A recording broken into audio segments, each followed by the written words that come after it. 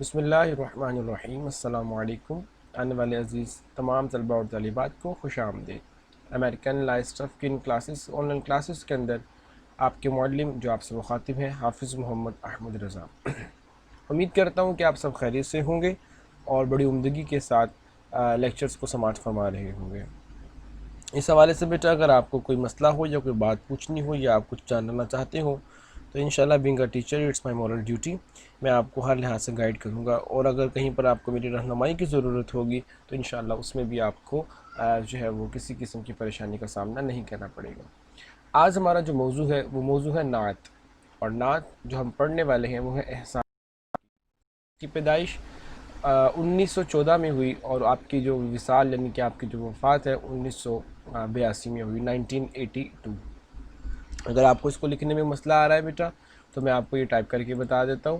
1914 ایسے لکھتے ہیں بیٹا، اور 1982 میں آپ کی جو ہے وہ وصال ہوا، ٹھیک ہے۔ احسان الحق نام اور دانش تخلص تھا۔ احسان دانش کے قلمی نام سے مشہور ہوئے۔ کاندھلا ضلع مظفر نگر یو پی میں پیدا ہوا۔ یو پی اتر پردیش یہ ریاست ہے بہار کی۔ والد کے مالی حالت ناگفتہ تھی، یعنی کہ ایسی تھی جو بیان کرنے کے لائق نہیں تھی، یعنی کہ تھوڑے معاملات تھوڑے سے غربت کے تھے۔ عربی اور فارسی حافظ محمد مصطفیٰ سے پڑھی، اسکول میں صرف چند جماعتیں پڑھ سکے اور غربت کی وجہ سے تعلیم کا سلسلہ منقطع کرنا پڑا۔ بچپن ہی سے محنت مزدوری کرنے لگے۔ مزدوری کرنے والے لاہور آئے تو اینٹیں ڈھوئیں، معماری کی، چوکیداری کی، چپڑاسی اور مالی بھی رہے۔ اس دوران میں لائبریریوں میں بھی جاتے رہے اور مطالعہ جاری رکھا۔ آپ شاعر کو طبیعت رکھتے تھے۔ قاضی محمد ذکی کی صحبت ملی تو شعر کہنے لگے۔ احسان دانش قادر الکلام شاعر تھے۔ ان کی شاعری مشرق اقدار کی آئینہ دار ہے۔ انہیں غزل اور نظم دونوں پر یکساں قدرت حاصل تھی، مگر ان کی وجہ شہرت ان کی نظمیں ہیں۔ ان کی نظموں میں جہاں عام آدمی کے دکھوں کا اظہار ملتا ہے وہاں قدرتی مناظر کی عمدہ تصویر کشی بھی ملتی ہے۔ انہیں مزدور شاعر کہا جاتا ہے۔ ان کی تصانیف میں حدیث زندگی، درد زندگی، نمائے کارگر، آتش خاموش، گورستہ، زخم و مرہم اور شیرازہ شامل ہیں۔ ان کی آپ بیتی جہاں دانش بہت مقبول ہوئی۔ آپ بیتی جو چیز خود پر گزری ہوئی۔ طلبہ آج ہم پڑھیں گے نعت، اور نعت کے جو خوبصورت شاعر ہیں وہ ہے احسان دانش، اور پڑھانے والے ہیں آپ کے معلم حافظ احمد رضا۔ نعت میں جو آج ہمارے پاس پہلا شعر ہے، شعر شاعر عرض کرتا ہے کہ دو عالم کا امداد گاہ آ گیا۔ دو عالم کا، عالم کہتے ہیں، اگر اس کے اوپر زبر ہوتی تو یہ لفظ عالم ہے، اگر اس کے نیچے زیر ہوتی تو لفظ عالم ہے۔ میں اس کی بات کر رہا ہوں، تو یہ ہے عالم۔ عالم کا مطلب علم والا، اور عالم کا معنی ہوتا ہے دنیا دار۔ دو عالم کا امداد گار آ گیا، یعنی کہ پوری دو جہانوں کا، دو دنیا والوں کا، دو جہانوں کا مدد کرنے والا، امدادگار مدد کرنے والا آ گیا۔ امین آ گیا، یعنی کہ امانت رکھنے والا۔ غم گسار آ گیا، غموں کو دیکھنے والا آ گیا۔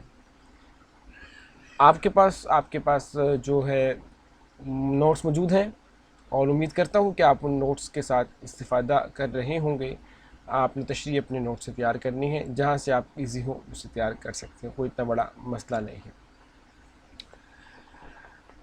شعر کی تشریح کے حوالے سے عرض کروں تو ہلکا سا آپ کو اس کا بیان کر دیتا ہوں۔ شاعر یہ عرض کرنا چاہتے ہیں، فرماتے ہیں یہاں پر شاعر نے جو نعت کے اندر ترتیب استعمال کی ہے، اس کا اگر بیک گراؤنڈ بیان کروں تو شاعر یہاں پر حضور اکرم صلی اللہ تعالیٰ علیہ وآلہ وسلم کی پیدائش کا ذکر کر رہے ہیں کہ حضور کی جب پیدائش ہوئی تو آپ کی اس پیدائش میں آپ کو کس طرح یاد کیا شاعر نے، کہ جب حضور دنیا میں تشریف لائے، آپ کی ولادت ہوئی، تو شاعر نے کس طرح سے آپ کی اس ذات کو جو ہے وہ بیان کیا ہے۔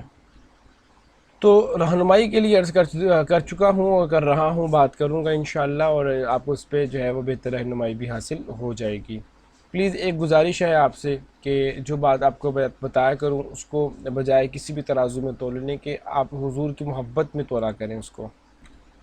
اس کے بعد اب شاعر نے حضور کی ولادت کے وقت کا ذکر کیا اور بتایا کہ حضور علیہ الصلوۃ والسلام کی ولادت کے وقت پیارے آقا علیہ الصلوۃ والسلام کی ہستی اور مقام کیا تھا۔ تو کہتے ہیں جب آپ آئے تو ایسا لگا گویا ایسا لگا گویا دو عالم کا امدادگار آ گیا، مددگار آ گیا ہے، اور امانتوں کی حفاظت کرنے والا آ گیا ہے، اور غموں کو دور کرنے والا، غم گسار آ گیا ہے، غموں کو سن کر انہیں دور کرنے والا آ گیا ہے۔ دوسرے شعر میں فرماتے ہیں غریبوں کی جا کو، یتیموں کے دل کو۔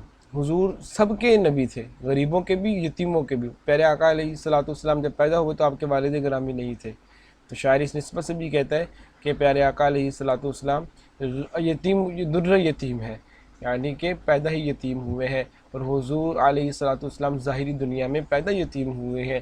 آپ کے والد گرامی قبلہ اس دنیا میں اس وقت موجود نہیں تھے جب آپ پیارے آقا کی پیدائش ہوئی ہے، تو آپ یتیموں کے بارے میں بہتر جانتے ہیں۔ اور فرمایا حدیث پاک ہے کہ جنت میں یتیم کی کفالت کرنے والا جنت میں میرے ساتھ ایسے ہوگا جیسے دو انگلیاں۔ غریبوں کی جا کو، یتیموں کے دل کو، سکون ہو گیا ہے، قرار آ گیا ہے۔ شاعر کہتا ہے پیارے آقا کی تشریف آوری کا کیا ہونا تھا کہ سکون ہو گیا ہے، قرار آ گیا ہے۔ کس کو؟ یتیموں کو، غریبوں کو۔ کیوں؟ اب ان کے حق کے بارے میں اسلام انہیں حقوق دے گا، حضور کی آمد کے بعد ان کو حقوق ملیں گے، اسلام ان کے حقوق کا سب سے بڑا علمبردار ہے، تو ان کو حقوق میسر بھی ہوں گے۔ شاعر کا یہ کہنا ہے اصول محبت ہے پیغام جس کا، کہ حضور کی جو شان ہے وہ پیغام ہے، وہ محبوب پروردگار آ گیا ہے۔ حضور علیہ الصلوۃ والسلام اللہ کے محبوب ہیں، اور شاعر کہتا ہے اصول محبت ہے پیغام جس کا، کہ جن کی ذات یہ ہے، جن کا مقام یہ ہے کہ محبت ان کا اصول ہے۔ کسی کے ساتھ تعلق پیارے آقا نے فرمایا جب بھی جوڑو تو محبت کے معیار پہ جوڑو، وہ بھی محبت اللہ اور اس کے رسول کے لیے۔ حدیث شریف بھی ہے کہ جس نے میرے لیے اللہ کے لیے کسی کو چھوڑا، اور کسی نے اللہ کے لیے کسی کو اپنایا، کسی نے حضور کی ذات کے لیے کسی کو چھوڑا، اور اللہ اور اس کے رسول کے پیغام کے مطابق کسی کو اپنایا، گویا وہ بھی جنتی ہے۔ تو اصول محبت، حضور نے ہر ایک سے محبت، دین جو ہے جتنا بھی ہے پھیلا۔ اس کے بعد تو پیارے آقا کا جو اصول ہے کسی کو ساتھ لے کر چلنے کا، وہ محبت کا اصول ہے۔ اب انسان کا عرفان ہوگا، عرفان ہونا، پہچان ہونا۔ اب انسانوں کو انسانوں کی پہچان ہوگی، یقین ہو گیا، اعتبار آ گیا ہے کہ حضور کے آنے سے اب لوگوں کو عزت ملے گی، باہم ایک دوسرے سے محبت کا جذبہ ملے گا، باہم ایک دوسرے کا یقین ہوگا، یقین ہو گیا ہے، اعتبار آ گیا ہے۔ شاعر کا یہ کہنا ہے اب انسانوں کو انسان کا عرفان ہوگا، یقین ہو گیا ہے، اعتبار آ گیا ہے۔ پھر شاعر کہتا ہے بجھے گا نہ جس کا چراغ محبت، کیونکہ حضور نے جو محبت رکھی ہے، تیسرے شعر میں شاعر کہتا ہے، یہ دیکھیں اصول محبت ہے کہ بجھے گا نہ جس کا چراغ محبت، کہ پیارے آقا علیہ الصلوۃ والسلام کی ذات وہ ذات ہے کہ جنہوں نے محبت کے ساتھ چراغ جلائے ہیں، محبت کے ساتھ روشن کیا ہے۔ دین اسلام کو اگر روشنی ملی ہے تو محبت سے ملی ہے۔ فرماتے ہیں بجھے گا نہ جس کا چراغ محبت، وہ پیغمبر ذی وقار آ گیا ہے۔ لفظ محبت کے اوپر زبر ہے، میم کے اوپر، یہاں پر محبت نہیں کہنا، محبت ہوتا ہے۔ بجھے گا نہ جس کا چراغ محبت، یعنی کہ جس کی محبت کا چراغ نہیں بجھے گا، وہ پیغمبر کون ہے، ذی وقار کون ہے؟ حضور اکرم صلی اللہ علیہ وآلہ وسلم کی ذات ہے، اور کوئی نہیں ہے۔